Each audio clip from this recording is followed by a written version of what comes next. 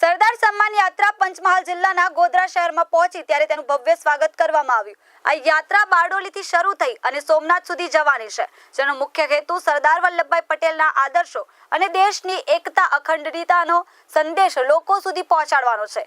ગોધરા ખાતે સિવિલ લાયસન્સમાં સરદારનગર ખંડમાં સરદાર વલ્લભભાઈ પટેલની પ્રતિમાને પુષ્પાંજલિ અર્પણ કરીને યાત્રાનું સ્વાગત કરાયું। આ પ્રસંગે સાંસદ રાજપાલસિંહ જાદવ, ધારાસભ્ય નિમિષાબેન સુથાર, ધારાસભ્ય સી.કે. રાવલ, જિલ્લા ભાજપ પ્રમુખ મયંકભાઈ દેસાઈ અને પાલિકા પ્રમુખ જયેશભાઈ ચૌહાણ સહિત અનેક આગેવાનો ઉપસ્થિત રહ્યા હતા। તેમણે જણાવ્યું કે સરદાર પટેલ રાષ્ટ્રની એકતા માટે આપેલું યોગદાન અમૂલ્ય છે અને આ યાત્રા એ જ સંદેશને આગળ વધારી રહી છે।